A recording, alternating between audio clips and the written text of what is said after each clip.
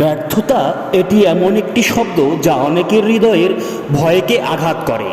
এটা হতাশার তিক্ত স্বাদ, পরাজয়ের চূর্ণভার। এটা হলো সেই কালো মেঘ যা আমাদের আকাঙ্ক্ষার উপর আছড়ে পড়ে, আমাদের হতাশায় ডুবিয়ে দেওয়ার হুমকি দেয়। তবে এখানেই ব্যর্থতার সভ্যতা রাস্তার শেষ নয়, এটি একটি চক্কর, এটি একটি পূর্ণ নির্দেশ। ব্যর্থতা হলো শেখার, বেড়ে ওঠার, নিশ্চিত বিকশিত হবার। ব্যর্থতা তোমার মূল্যের প্রতিফলন নয়, এটি মহানুভবতার দিকে এক ধাপ এগিয়ে যাওয়া। এটি সেই জ্বালানি যা তোমার মধ্যে আগুন জ্বালিয়ে দেয়, তোমাকে অটল দৃঢ়তার সাথে তোমার স্বপ্নের দিকে চালিত করে। ব্যর্থতা তোমাকে আলিঙ্গন করো, কারণ এর মধ্যেই রয়েছে তোমার সর্বশ্রেষ্ঠ বিজয়গুলো।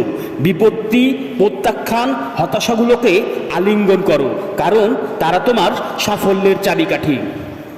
তাই পরের বার তুমি হোঁচট খাবে এবং পড়ে যাবে, এটি মনে রাখবে, ব্যর্থতা শেষ নয়, এটা অসাধারণ কিছুর শুরু। এটি একটি নতুন অধ্যায়ের ভোর, অফুরন্ত এবং বিশাল সম্ভাবনায় ভরা।